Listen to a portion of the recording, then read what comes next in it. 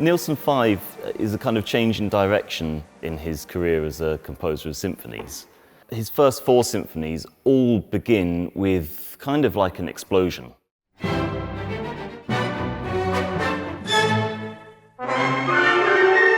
And then with the Fifth Symphony, you get a complete change of tack. So the Fifth Symphony, it just starts very, very quietly, just with the violas on their own, playing a kind of oscillating third between A and C.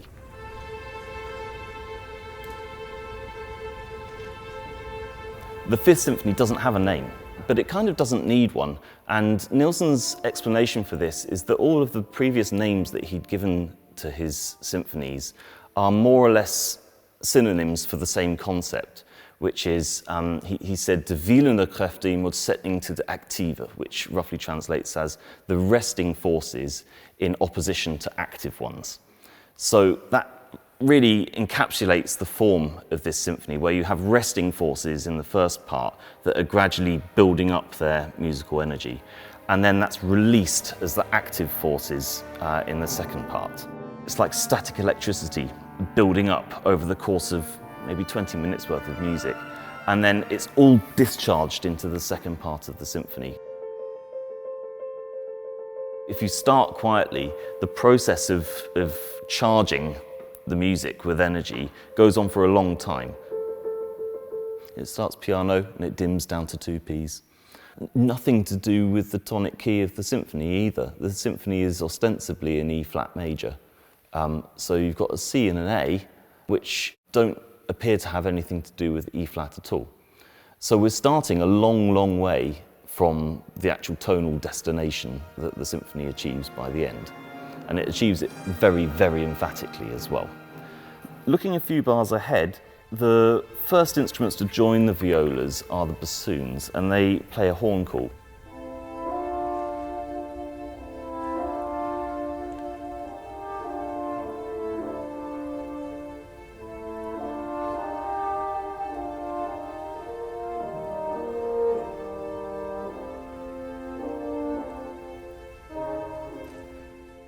For a horn call, you'd normally expect French horns to play, right? So the choice of bassoons for that moment is also a slightly disturbing choice. No disrespect to bassoonists. So there's a sort of a feeling of dejection or apathy, perhaps. We have to bear in mind the historical context of this. It's just after the end of the First World War that this is being composed, when there was a great deal of reflection going on in European society. And this horn call idea is circulated around various pairs of instruments, but not ever in the same key.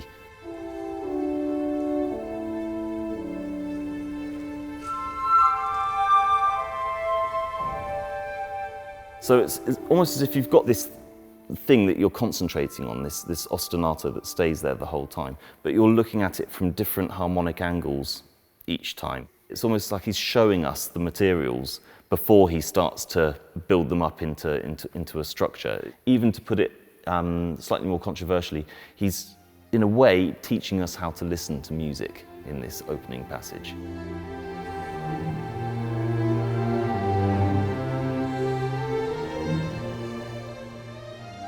Over the course of 20 minutes or so, there's this gradual layering up effect that's going on in the music until by the end of this movement, you've got 3 really important ideas that have been built up.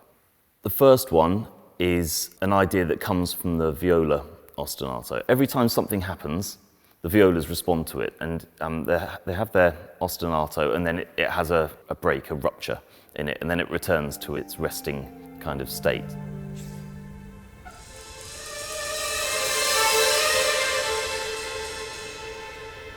So that's one idea.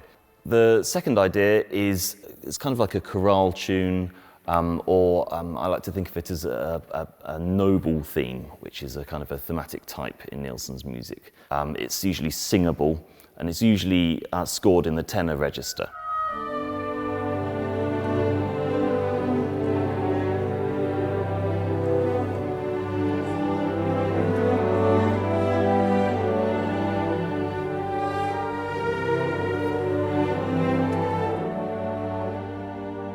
The third and most ominous component of this is the snare drum rhythm, which appears quite early on in the movement.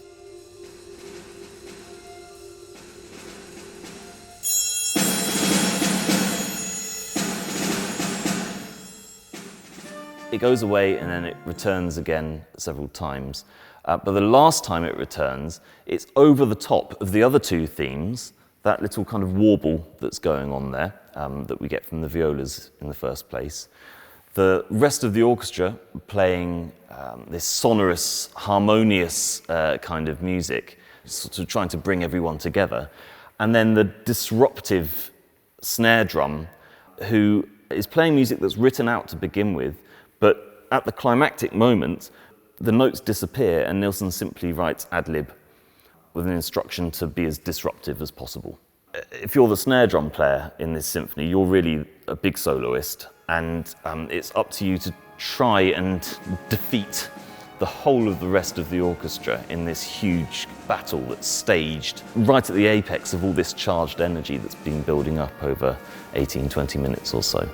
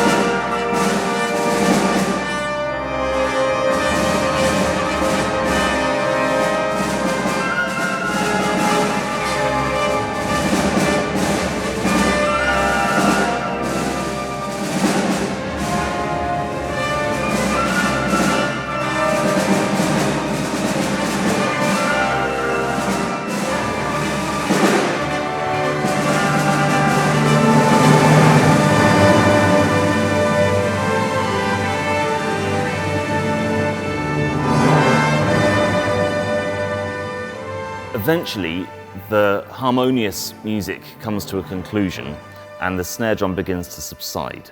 So in effect, this movement is kind of a narrative about the victory of the harmonious aspect of music over the disruptive. The snare drum repeats its rhythm, getting quieter and quieter over and over again until it finally comes to an end. And you're just left with a single clarinet playing this nature voice type warble over the top until it comes to rest, and that's the end of the movement.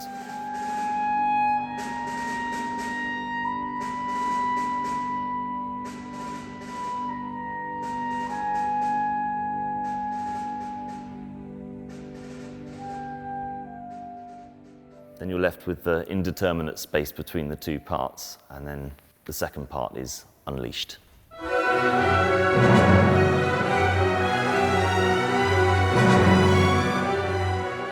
It is unleashed in this hyper-energetic, typically Nielsen-esque 3/4 movement, where you get these long, expansive lines, or ribbons of musical energy that seem to just go on and go on and go on and never seem to run out. In this symphony, because we've stored it up so much, it can be maintained for a longer period of time. So you get these ribbons of musical energy, even to the point where Nielsen does something that perhaps is quite old-fashioned. He writes a fugue in the last movement of this symphony.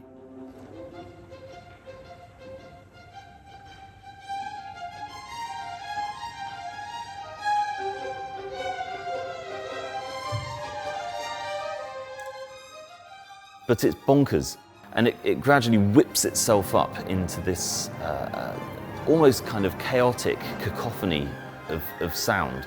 But the brilliant thing that Nielsen manages to do, after having whipped all this music up into something that sounds quite close to chaos sometimes, is that he untangles all of these threads that have been built up and channels them towards this E-flat major destination, which is reached really, really emphatically by the end of the movement. Nielsen uses a pedal on E flat. So this is a long note in the bass that's repeated over and over again with a kind of a culmination of the themes that we've heard in the movement so far. It's scored for the full orchestra with a full array of brass, and the timps take on a really dominant role here, just repeating that E flat over and over again right at the end.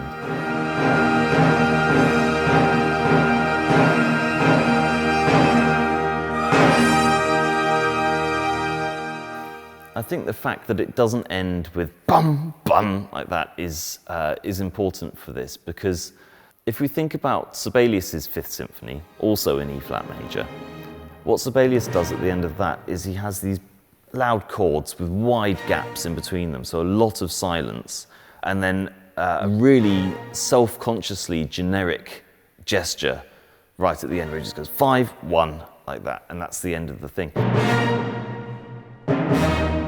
And that really draws attention to how anachronistic that gesture is. So it's almost like a kind of an ironic parody of what it is to write a symphony. Whereas with Nielsen, it's quite different. I think this is a really sincere gesture that he's making, and a kind of a celebration of E flat major as the destination, the tonal destination of the music.